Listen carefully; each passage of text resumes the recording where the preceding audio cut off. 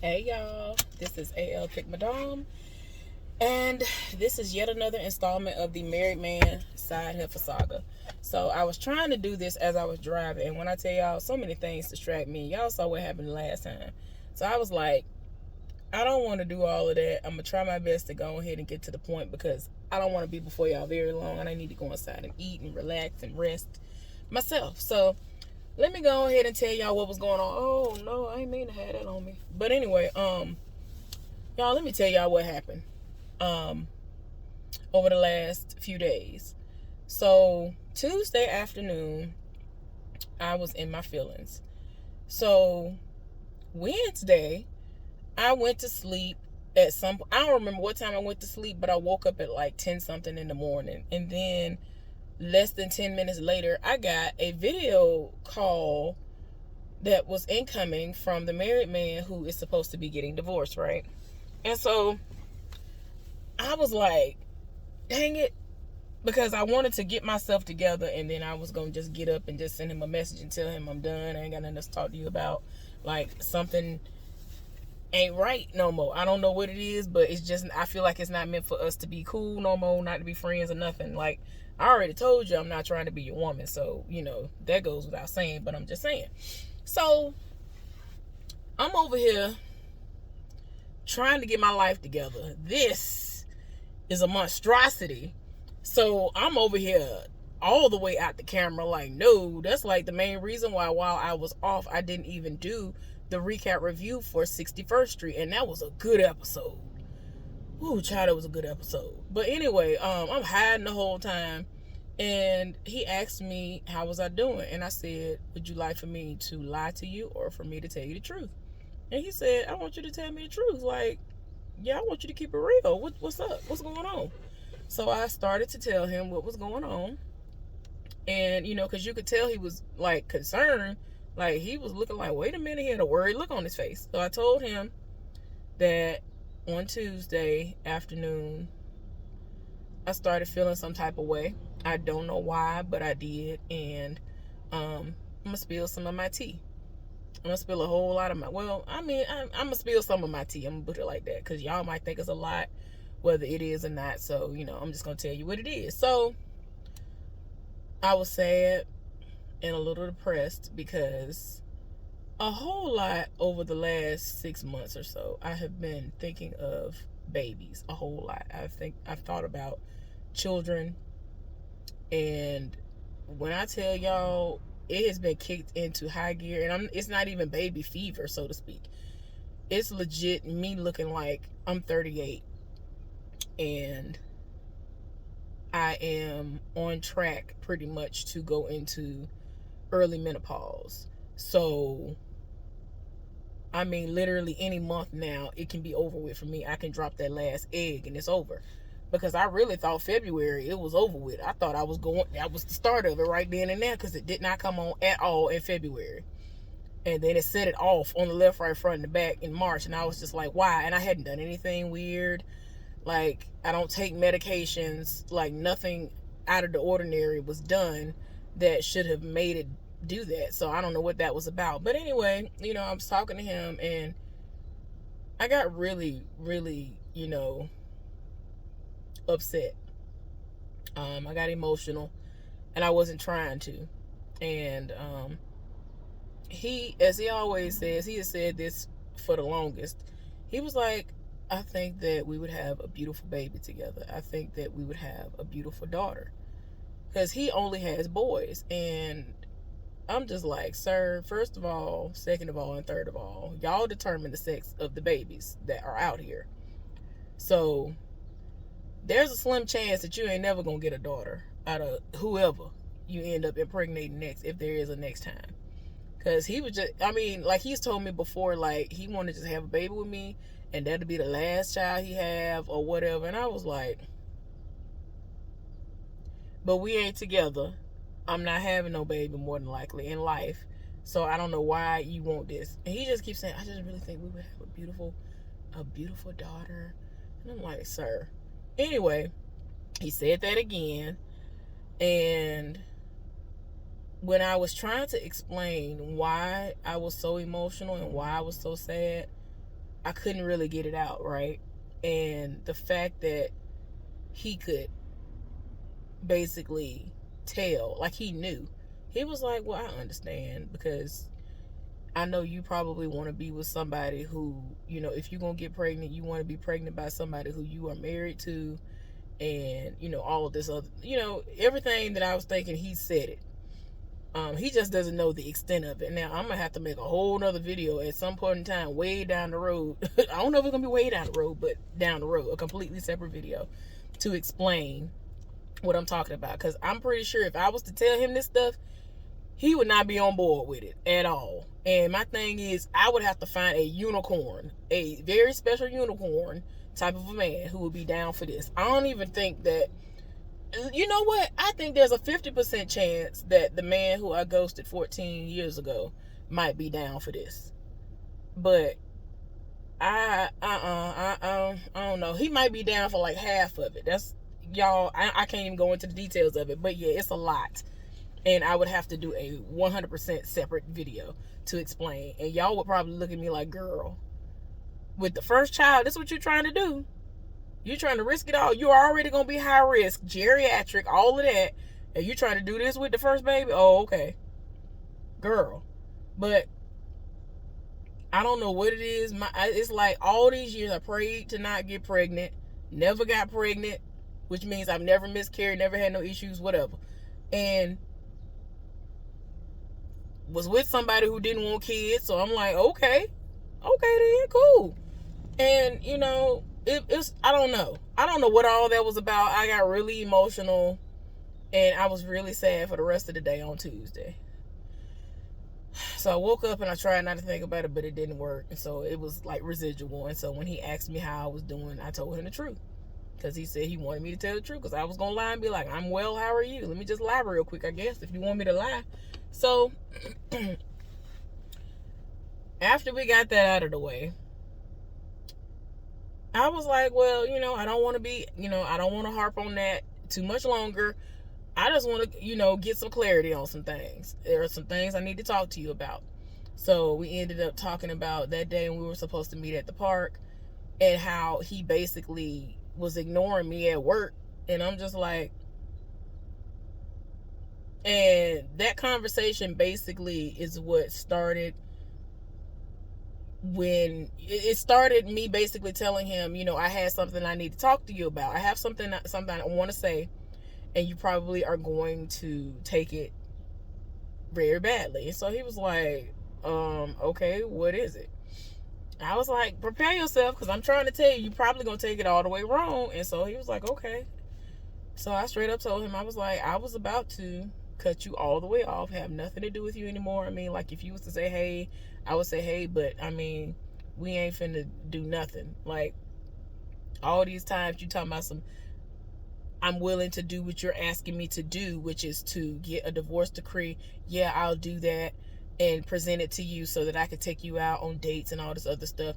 And I'm gonna prove to you that I deserve to be your man, and that I would do right by you and all this other crap, right?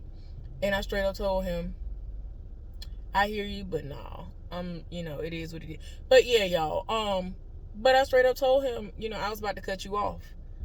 And so he was like, yeah, you are right about that. I do feel some type of way about that. And like, he didn't yell or whatever, and he didn't get aggressive.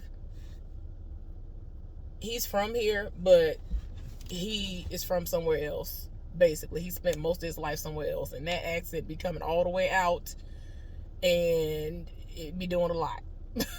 So the fact that he didn't have no attitude and didn't try nothing and say nothing slick, I was shocked. So anyway, he did feel some type of way about it, and he was like, I can't believe that after all the things that we've discussed and the, you know, all of that, that you would feel like that, feel like you need to just be all the way done with me.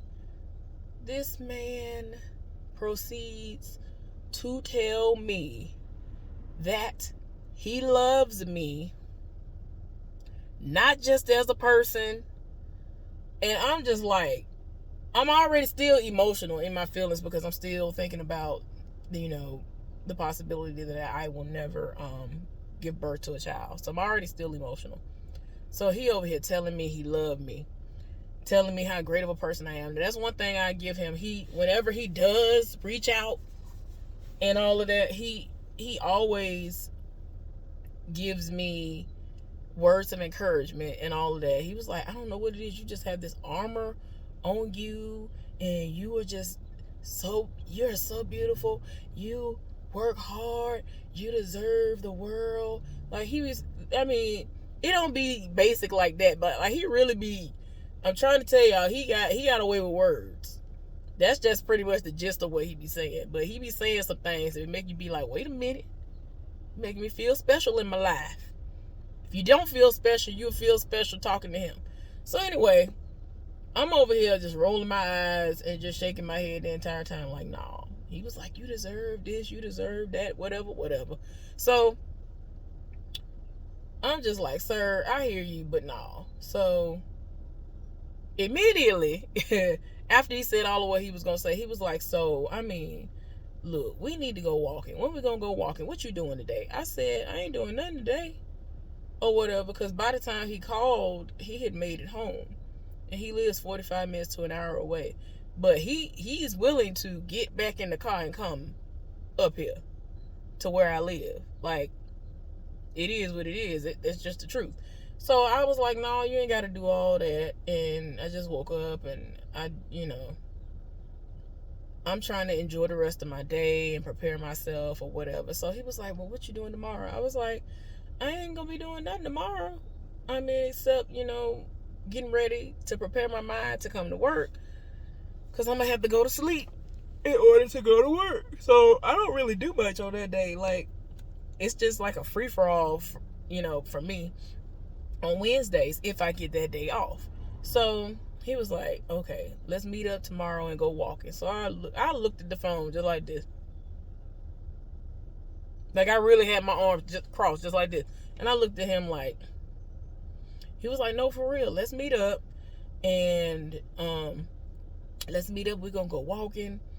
And I promise you we're going to walk. And because he's at the bottom of the rotation list, unless he volunteers to work, he's not going to have to work over, because they usually have an abundance of the people that do the job that he does. So, he's not really, like, it's going to be rare if he gets drafted. It's going to have to be Christmas time and ain't nobody in the building or something like that for him to get drafted. He's at the literal bottom of the rotation list. So he was like, look, when I get off, let's meet up. Wherever you want to meet up, I'll meet you there, and then I'll lead you to the place that we go walking and whatever. Because that place that we go is so beautiful, y'all. It is so, the scenery is so beautiful, like, for real. So anyway, against my better judgment, I guess, if that's what I'm going to call it, or I'm going to say, I said, okay, cool, whatever. So the next day comes, and I end up messaging him to make sure that we still going. He acting like he excited because he said something to me before that, because he had to go to work. So he's talking to me throughout the day, whatever. And I said, are we still on to go walking? He was like, yes, we are. I said, okay. So I told him where I wanted to meet. He said, okay, I'll meet you there. So like 10-15 minutes later, he showed up. The irony of it all, literally where I was going to meet him at was, once you get in the car where he parks at work, it would have taken less than 2 minutes to get there once you clock out from work. So at the most, it shouldn't have taken him no more than 5 minutes. And he'd be like pretty much at the clock, unless people like talk to him and all that stuff. So, I waited 15 to 20 minutes. He waited 5 minutes for me. I'm going to bring that up at one point in time. I'm going to bring that up one day to him. Be like, you didn't give me but 5 minutes, but I waited 15, 20 for you. Oh, okay. Anyway, y'all. Excuse me. So, I end up following him because I do not know how to get to this place. I do not. I would have to go probably 20, 30 times before I finally get it, because there's so many twists and turns. So, we get to the place, we get out of our respective vehicles, we actually go walking. We start talking about work, We talked a whole lot about work. And we ended up talking about certain things that was going on. And because the OG married dude be rolling up on him, talking to him, that's how I be finding out some of the other tea too. Because the OG married dude be spilling his tea, not knowing that he telling me all of his dirt.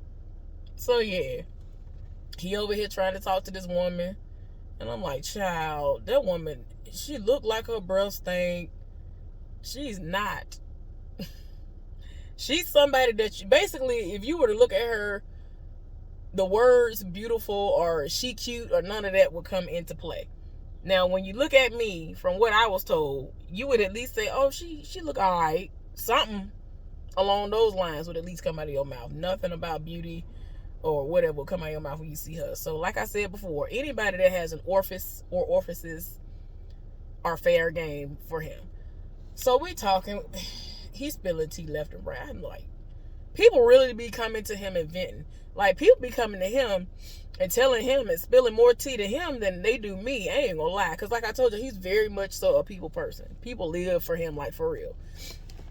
There is an aura or something that he has. So, despite his personal choice to cheat when he was, married and living at home with the wife and all that stuff. Y'all, we get to talking, and he starts asking me about dating and all this other stuff, and I'm like, sir, I'm not opening nothing. He told me 1 minute he was saying that he ready to be with somebody, me, and I'm like, sir, I ain't got time. And then he was like, well, I'm not ready. I need to heal, and I need to, I meaning him. He was saying he needed to heal. He's been through a lot with the ex-wife, and she cleared the house out. The only thing she left him was a couch, because she couldn't find no people to haul it up out of there. Like, she literally took everything, put it in a storage or put it in random people's houses for safekeeping. Like, she ain't got no place. Like, there really was no reason for her to take the stuff. She took all the stuff just to be spiteful. And that's according to him. Just telling y'all what he said. And all he has is a couch. So he was just laid up on the couch for the longest. Well, not really the longest. He has everything again. And, he went around his house and he was showing me all the new stuff that he ended up getting, because he had to get everything again. Because he was just confused. He was like, when I take my son, I take him to the house. I go get him food, and then I bring him back to the house. So he ain't got no TV to watch. He ain't got nothing. Like, I had to take my son and lay up on the couch with my son, because my son liked being in the bed with him and just sleeping, just to be nestled next to him. And he was like, I had to, have my son and just have him on the couch with me. Like, she didn't even think about that. I was like, wow, that's crazy, But anyway, he was basically just like, a lot of stuff came out when everything, once the divorce papers were presented, and she just started acting completely different. I was like, wow. Anyway, but yeah, we talked about that. I told him. So, y'all, there's something that I haven't talked to him about yet, and I don't know how he gonna feel. I don't know how he gonna respond. He really might get in his feelings when I tell him this. And to make a long story short, it is that my folks want me to move back to Alabama. And, I mean, part of me wants to, but not really. And then the circumstances in which they think that I would want to do, like, if I move back, I want to move back on my own terms, and I want to live alone and do what I'm doing. They trying to do it where if I do come back, I will be living with my aunt and some of her grandkids. And I'm just like, I'm not going to be able to do nothing. Like, I like walking around naked. I know TMI, I'm just saying, I like walking around naked, sitting around naked, like whatever, you know what I'm saying? I ain't going to be able to do that with them in the house. You know what I'm saying? I like sleeping naked sometimes. I'm not going to be able to do none of these things. I mean, that's just the tip of the iceberg. That's not even anything that's just major at all that I'm discussing. But I'm just saying, I'm just so used to being independent and not having to worry about, first of all, I don't have to worry about, oh, am I going to have enough to pay my bills? I'm not. Y'all, I had to continue looking the other way because this man, he be doing the most. Walking by trying to look up in here. Like, he really be doing the most. That's why I make sure my window is up. I got my AC on right now because I'm like, no. You acting like he don't even work. Like, don't even look over here. You have no ambition. You ain't got nothing going on. You think you that I want to talk to you. Leave me alone. Anyway. But yeah, it's too much going on, and I was just like, And I promised myself and I promised my parents whenever I had anything to say to them, I wasn't going to sugarcoat nothing, and that I wasn't going to pussyfoot around stuff and just tiptoe around stuff. I was going to straight up tell them, this is what it is, whatever. So I told my mama, in all honesty, I have thought about it, but I'm not pressed about it like that. And in all honesty, if I do come back, I don't want to really live with nobody. Like, even though we would be going half on bills or whatever, I don't want to do that. I'm so used to my independence that I'm just like, nah. And then, ain't no telling what can happen between now and then. Like, when is the then? Like, ain't no telling. I don't know. I don't know when it could be. But, I mean, I told her straight up, I only see myself coming to visit. Montgomery be doing the absolute most. Everywhere be doing the most, but Montgomery really be acting like they love Chicago and love Detroit and little Watts, and just be doing the most. I just be like, what is wrong with y'all? So I'm not interested. I'm not interested in really living there, but there are so many people who want me to come back and move back. I just want to visit a lot. I just want to visit once every couple of months or something like that. I want to do at least once every 2 months. That's what I want to do. Because at first I was going to do once every 6 months. A lot of stuff going on. So I really want to lay eyes on my folks. They doing good, but still, I want to lay eyes on them. But yeah, he don't even know that. So whenever the next time we get a chance to walk, I guess, if it happens, I'm going to let him know that and see what he got to say and to tell y'all what he said, because I know he going to be in his feelings. He probably going to be like, I want to be with you and I want you to be here or something like that, child. I don't know. I'll tell y'all what he say. But he threw me off talking about he loved me and all of this. Like, he made a point to just be like, not just as a friend. Like, he doing a lot. So anyway, He be talking a good game, y'all. He be talking a good game. It's like I wish I could play y'all some of the little stuff that I did, screen record, to prove that I'm not lying. Like, I just got to a point where people love trying to try me and try to make it seem like I make stuff up. And I'm like, life is too short and it ain't that deep. So why would I have to make up stuff like this? Like, am I not capable of pulling folks and for people to say stuff to me? Like, any given subject, people love to say, oh, you just making this up. Oh, I'm just like, why? For what? But anyway, y'all, so we didn't get to walk and talk very long because he had to get his oil changed on his favorite car. He told me he was going to get some work done on the car, like just upgrades, because he really liked it. This is like an old school, but not really. It's an older model car, but like I told y'all before, he has a like brand new SUV. It's nice. It's just such gas guzzling. So much gas guzzling in life. But he lives for my car every time he just be like, it's so clean. Like, every time he sees something else, he be like the last time when he just saw me the other day.